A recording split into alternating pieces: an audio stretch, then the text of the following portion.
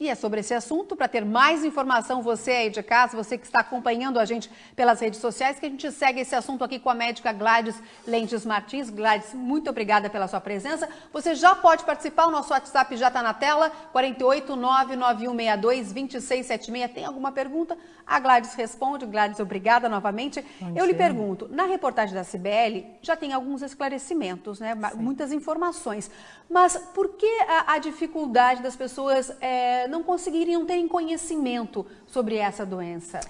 Na realidade é porque é uma doença que ela pode causar muitos sintomas. Os sintomas são muito variados, né? Desde sintomas mais simples, como dormência, falta de força só numa perna, uma alteração visual, uma vertigem, até sintomas mais graves. Que daí... São sintomas parecidos com outras doenças, por isso há uma dificuldade da identificação, digamos, precoce? Os sintomas podem sugerir outras doenças, mas o conjunto dos sintomas ele já leva a se pensar mais na doença.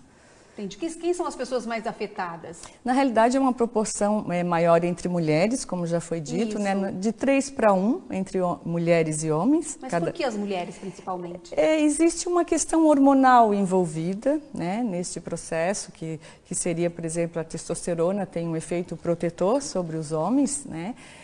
Como foi dito, não se tem uma causa muito esclarecida, mas existem algumas hipóteses. É uma doença autoimune em que o organismo ele não reconhece a bainha do nervo como sendo sua. Então ele promove um processo inflamatório contra a bainha da mielina, né, do nervo. A gente tem inclusive, Gladys, já uma pergunta de um telespectador, é o Claudemar. Ele pergunta: doutora Gladys, como se prevenir dessa doença? Porque ela não tem cura, é isso? Infelizmente essa é uma doença que não tem prevenção, né?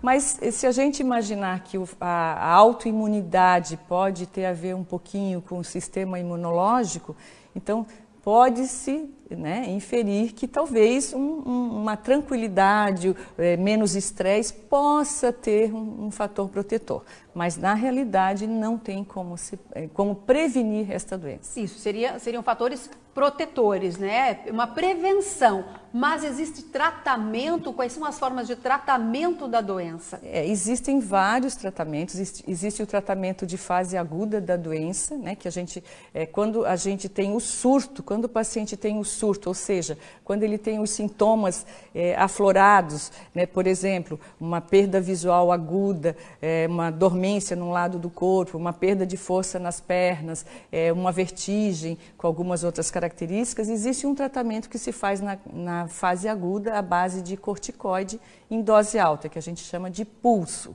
E existe o tratamento também da doença, de acordo com o quadro, se indica um tratamento aí sim para prevenir a recidiva do surto, para evitar que a doença progrida. Então existe essa possibilidade, existem vários medicamentos, de acordo com o quadro do paciente, a gente escolhe um ou outro medicamento. Doutora, mais uma perguntinha, temos a Elaine aqui participando do SBT Meio Dia. Boa tarde. Meu falecido marido morreu de esclerose múltipla. Meus filhos e netos podem herdar essa doença?